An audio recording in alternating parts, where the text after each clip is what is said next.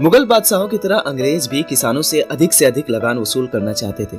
मुगलों के समय में अगर कोई किसान लगान नहीं चुका पाया तो उसके नाम पर बकाया लिखा जाता और आने वाले सालों में वसूल किया जाता था। मगर अंग्रेजों ने लगान के लिए एक दूसरी व्यवस्था की। अगर मान लीजिए कोई किसान या जमींदार अपना लगान पूरी तरह से समय पर नहीं चुका पाया तो अंग्रेज सरकार उसकी जमीन को नीलाम कर देती थी। नीलाम जमीन को कोई और खरीद लेता और उस पैसे से सरकार लगान वसूल कर लेती। खेती किसानी पर समय समय पर मुश्किलें आ जाती हैं। बाढ़ या सूखे से फसल खराब हो जाती है। कभी बाजार में फसल के भाव बहुत गिर जाते हैं तो किसानों को फसल बेचकर बहुत कम पैसे मिल पाते हैं। ऐसी मुश्किलों में किसानों को ऊंची लगान के पैसे भरना बहुत अखरता था।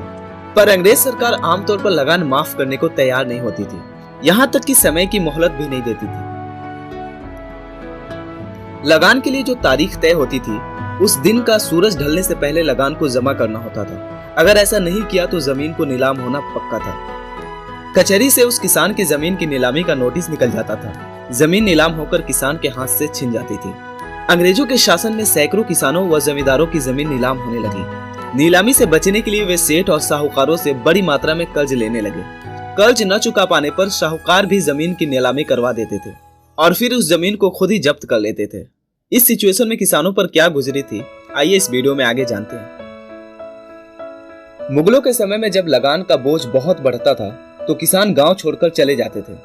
शुरू में अंग्रेजों के समय में भी वे लगान के बोझ से बचने का यही तरीका अपनाते रहे, पर धीरे धीरे आबादी बढ़ी और खाली जमीन की कमी होने लगी। इस हालात में किसानों के लिए अपनी जमीन छोड़कर जाना संभव नहीं था।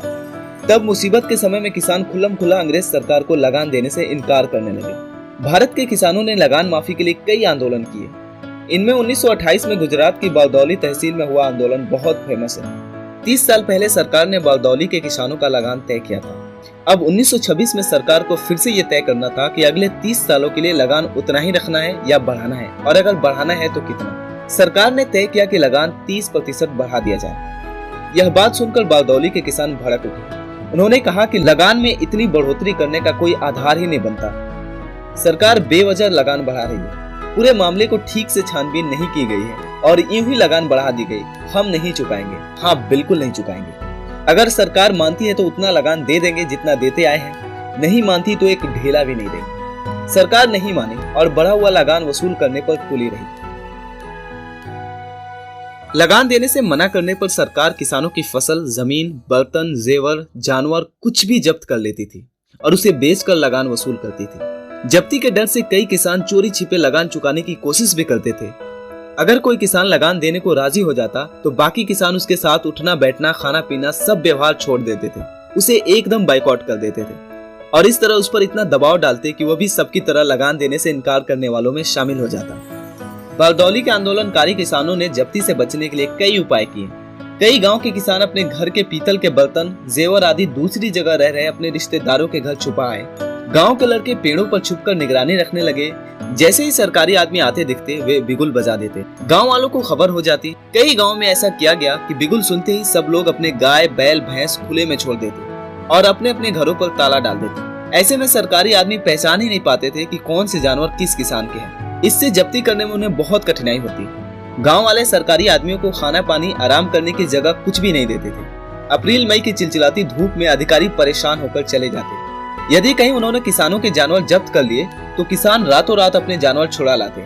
सरकार लगान न चुकाने वाले किसानों की जमीन जब्त कर उन्हें नीलाम कर देती थी, तो किसानों ने नीलाम की गई अपनी जमीन को वापस पाने का भी तरीका निकाल रखा था। अगर गांव का कोई आदमी उनकी जमीन खरीदता तो किसान मिलकर उस पर इतना दबाव डालते कि वो आदमी जमीन को वापस लौटाने पर मजबूर हो जाता। अगर बाहर के किसी आदमी ने उनकी जमीन खरीदी और वहाँ खेती करने आता तो गाँव के लोग मिलकर उसे भगा देते। इस तरह कई किसान जब्ती के नुकसान से अपने को बचाकर सरकार का विरोध कर पाए।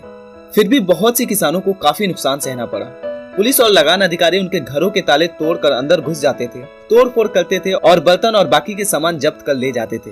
जब्त किया हुआ सामान और जमीन निश्चित वापस मिल जाएगी, ऐसा भी कोई भरोसा नहीं था। बहुत से किसानों को वाकई में अपनी नीलाम जमीन वापस नहीं मिली। फिर भी बहुत हिम्मत और साहस के साथ किसानों ने लगान देने से इनकार किया और खुल्लम खुल्ला सरकार का सामना किया। वे पुलिस, फौज, जेल, थाने किसी बात से नहीं डरे। वे कहते थे फौज आई तो क्या लगान ले लेगी, क्या गोरा हमारी जमीन को जहाज पर लादकर विलायत ले जाएगा, ले जाए ले जा सके तो देखे तो सही। किसानों के आंदोलन को पढ़े लिखे लोगों, मिल मजदूरों आदि अनेक लोगों का साथ मिला। आखिरकार सरकार को झुकना पड़ा और लगान में सिर्फ 6% की बढ़ोतरी की गई।